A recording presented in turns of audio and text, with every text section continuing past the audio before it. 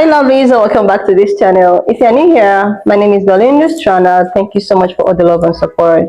Don't forget to please subscribe to this channel, turn on notifications so that anytime I upload a video, you will be the first person to be notified. And to my returning subscribers, to those people that share my videos and also educate you guys are the real MVP. Alright lovelies, let's dive into today's video. So lovelies, I came across this video on my For You page on TikTok and I thought to show you guys where France is actually planning, or they have already started recolonizing Africa, and this got a lot of people reacting like, why would these people leave Africa alone? And I was just able to put up some of those stitches. I'm just going to roll the clip as well as some of the stitches I was able to put together. Please leave me your own thoughts in the comment section of what you think of this video, and do not forget that we do not support any form of bullying, harassment or whatsoever. We're just here for educational and informative purposes. Alright lovelies, let's dive into the video. The following video contains a statement made by General Lecointe pertaining to the proposed military recolonization of Africa. The video is in French, however. A translated version is provided for clarity. What is our common destiny as Europeans is the Mediterranean and Africa, where our destiny is at stake.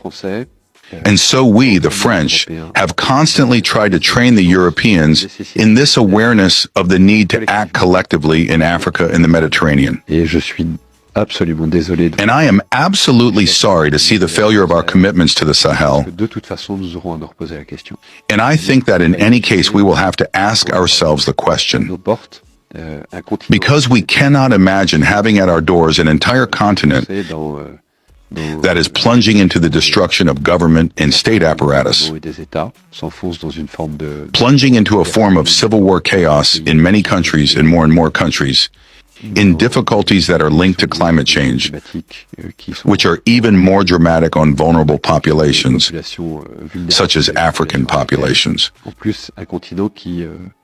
In addition, a continent that is going to experience a demographic explosion like no other continent has ever experienced. And so imagine that this is happening here in the next 10 to 20 years, and that it will have no consequences on Europe, because we live in a kind of bubble protected by, I don't know what else. It is simply unconscious. And so I think that this common interest should one day make Europe decide to act as a political entity that will defend its own interests, including by means of the commitment of its armies. The withdrawal of the Sahel was difficult to accept for all those who were involved. I am the first to have a lot of trouble swallowing that. It is a French, European, and African failure, which mainly stems from what we have not understood, which is that the action should be a global action. The restoration of the state, the return of the administrations, the return of development. And if we cannot do all this simultaneously and in a coordinated way, we will fail. That's what happened. What I have trouble swallowing is when I am told that it is the failure of a military operation. The reality is that it is not the failure of a military operation. The military operation was a dimension. I am convinced that in a few years, I don't know if it is 10 years or less or more, we will have the obligation to return and help these African countries. It is not China, Russia, and Wagner who will bring sustainable solutions to the very great difficulties that these African countries and their populations know. So from this, France is doing to West Africa what they did in Haiti. Haiti was the crown jewel of the French Empire. It was the most lucrative colony in the whole world. French planters forced slaves to produce sugar, coffee, and other cash crops for the global market. But France has left the economy of Haiti in ruins. After one of the most badass generals, Toussaint Louverture, overthrew the French in Haiti in the early 1800s, the French granted the country their independence but forced them to pay 150 million francs in over a period of 5 years. The first payment was 6 times larger than Haiti's yearly revenue. It took Haiti 122 years to pay off that debt. And you know what it was called? The Haiti Independence Debt. That totaled over $21 billion of debt that Haiti had to pay France in order to just exist. So people wonder, why is Haiti so behind everyone? Because of France. That's why. And the French have been doing this to every single one of the former French colonies that gained their independence. 14 former French colonies in Africa pay a colonial tax. But that number has been dwindling since 2020. Mali, Niger, Burkina Faso, and Gabon have had coups that have ousted French influence. And France has bragged about its adherence to liberté, égalité, fraternité, and they're always spitting on the American system of exploitation. But when one of their former colonies wants to stop being exploited by the French, they go up in arms. Mali's main export was pearls, precious metals, stones, metal coins, mainly gold. Gabon's main exports are oil or petroleum products, which now France has to pay higher for the barrel. But the biggest stab in France's side was losing the very cheap uranium that they got from Niger. While the US has the most nuclear power plants in the world, France, a country the fraction of the size and population of America, has the second highest amount. Why? Because they are paying pennies to the dollar from the uranium that they got from Niger. And while France was up in arms and they were trying to get ECOWAS in to try to reclaim Niger, the United States was like,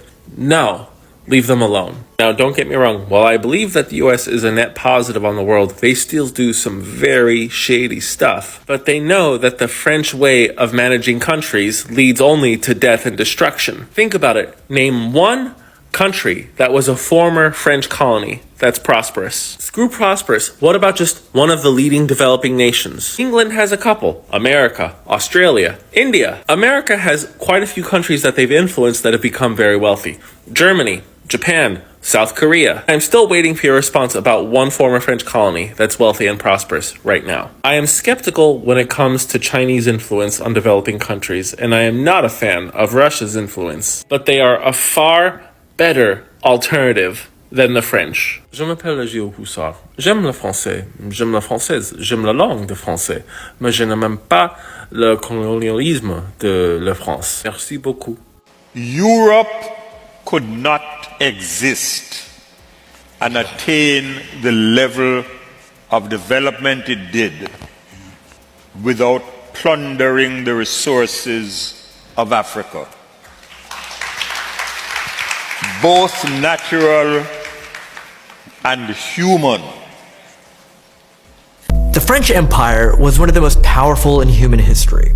At its height, it controlled almost 10% of the world's land area. From Southeast Asia to West Africa, the country we today associate with baguettes and cinema was a dominant global power. And that was particularly true in Africa. France oversaw territory spanning 17 modern-day nations, from Morocco to the Congo. Under the banner of a civilizing mission, France oversaw brutal occupations that engorged the wealth of the empire and left a terrible legacy for ordinary Africans, marked by slavery, extraction, and murder. And today, France's empire in Africa is still around, in a streamlined, more profitable, and even more exploitative form. Let me explain.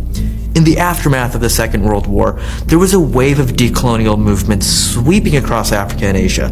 And the French, humiliated by their defeat and occupation at the hands of the Nazis, were eager to maintain their empire. So they responded to revolts in Algeria, Indochina, and Madagascar with brutal reprisals. Maintaining foreign holdings became increasingly difficult. By 1960, France was forced to grant independence to almost all its colonies. But something really important happened in Africa. Basically, the leadership of France decided to keep their empire in Western and Central Africa intact, in everything but name. The plan was simple. When an African country gained its independence, it was made to sign a so-called cooperation agreement with France, which would outline the nature of their relations moving forward.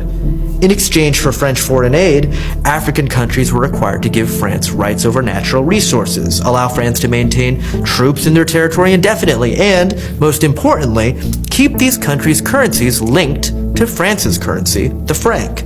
Instead of having their own currency, they were to use the franc of the Financial Community of Africa, what is now called the CFA franc. The French framed these cooperation agreements as a choice, but they were also clear about the consequences of defiance. When the leader of Guinea, a socialist named Sékou Touré, rejected the cooperation agreement with France and declared that he preferred to be poor in freedom than rich in slavery, the French government decided to make an example of him. They cut all foreign aid to Guinea and did everything they could to destabilize the government. They launched a secret campaign to print fake Guinean banknotes and flood the country with them. One French spy later bragged, "The operation was a total success. Guinea's economy, already very weak, never fully recovered. The French said that these countries existed within the so-called French community, but the policy would come to be known more widely as Françafrique. It was about having the former colonies in a position that was maximally advantageous to French interests. Many of the first generation of post-colonial leaders in former French colonies had essentially been installed by the French. They spoke French, had spent time in France, and were well integrated with French elites. Jacques Faucart, a French diplomat, oversaw French relations with Africa for almost 30 years and built a huge web of client relationships with African leaders, using corruption and covert operations to make them loyal subordinates. When local political orders were threatened, the French weren't afraid to protect their hand-picked dictators. Since 1960, France has invaded Africa more than 50 times. Look at the Central African country of Gabon as one example. Gabon is particularly important to France because it has a huge supply of oil and an even bigger supply of uranium. Among the African colonies, Gabon was historically one of the very closest to France. In 1967, a man named Omar Bongo became Gabon's president, soon turning the country into a one-party dictatorship. And Bongo was intimate with France. He'd been appointed after flying to Paris for what was basically a job interview with the president. So under Bongo, France and Gabon enjoyed a relationship that benefited both sets of elites. Gabon's oil was pumped by the French state-owned oil company ELF, and its uranium went right into France's arsenal of nuclear weapons. In return, France subsidized Gabon's budget, especially the parts that flowed into the pockets of Omar Bongo and his family. At one point, Bongo was worth over $130 million. Gabon, meanwhile, remained poor and underdeveloped. Under Bongo, it had one of the highest infant mortality rates in the world. Instead of investing in the Gabonese economy, Bongo spent state funds on influencing French politics in his favor, bankrolling the campaigns of several future French presidents. Even today, France keeps troops in the country to support Gabon's current ruler, who happens to be Omar Bongo's son. And somehow, Gabon... Like, seriously, lovelies, why won't these people leave Africa alone? Why wouldn't you people leave Africa in one piece? Like, haven't you guys done enough already? This is the same Africa that you guys claim that they are so poor, wretched, this, blah, blah, blah. They are undeveloped and all of that. But you keep on going back to this undeveloped country. Like, seriously, look at what is happening in Congo, Sudan, and all of that. These people, despite the fact that your ancestors and all of that have gone to Africa, colonized them, took away all their basic abilities, took away all the artifacts, took away every of their livelihood, and you use all of those resources to develop what you call the developed country that we know today. To have all of the things that you guys are enjoying today in your developed country, and you are still not satisfied. You left these people with poverty. You left these people with sickness, hunger, starvation, and all of that. And they were able to escape through. Like, these years, they were able to manage, and they were able to, breathe some kind of fresh air. And it's as if Africa, you guys have seen that, it's as if Africa is beginning to breathe again. They're living again. You want to go there for the second missionary. You want to go down there to complete what your ancestors have already started. You want to go there for the second time, the second missionary. And you think that the so-called Africa will just sit down and watch you people do whatever that your ancestors did before, and they will just be looking at you. The thing is that most of these plant-colored people do not understand that this time and period is not the 1910 and 1815 20s. This time is not the time of before or the time of old. This time is not the time of our ancestors. It's not the time at which colored people can comfortably go there, took away everything. They have been doing it. They have been doing it. Even they have been doing it. But the thing is that the youth, the Africans of today, are not the Africans of yesteryears that you can just go invent and do whatever you want to do. Like, there is a video that actually trended one time about a Chinese company that decided to open a Chinese company somewhere in Africa. I think it's in Nigeria. So when they opened this, shopping mall, they decided that this shopping mall is only meant for Chinese people. It is only meant for Chinese people. They blocked out any form of African person to go in there and shop. What really happened shocked even the Chinese embassy, because these African people decided to invent that place, dismantle that place, and ask them, why would you come to our own country? Then you try to discriminate in our own country. Just imagine a black person going to Chinese, opening a black-owned business, and then decide that Chinese people are not allowed to come shop there. This was what happened. Before you know it, the owner of this so-called, a company have to run away from the company or from the country itself, because the youth was so aggressive. They were like, you cannot come to our country, open a business, and tell us that you are discriminated to come to this place. This is just an example. So even if these guys are planning to do something, or are planning to go and recolonize Africa, thinking that these people will just, fold their arms and watch them do that, they should just actually wake up from their slumber. Because the Africa of today is not the Africa of those days. People have known the truth. The truth are all over there. People know who the real people and the real owners of the earth are. So there is no point trying to think that you can actually go and invent and you are going to do that so peacefully. These guys are really ready for you guys.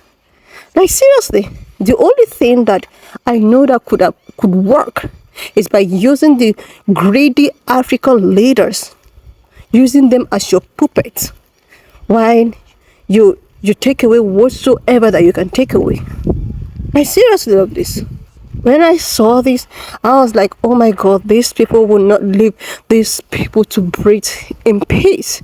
Like, haven't you guys done enough already? Haven't you done enough already? Like, leave these people alone. Stay in your developed country and leave their small mineral resources that is blessed by Almighty God. Why is it that God decided that all of those rich mineral resources are to be found in Africa? This will tell you that God started from Africa. That is it.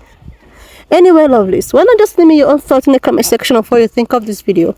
And do not forget that we do not support any form of bullying, harassment, or whatsoever. We're just here for educational and informative purposes.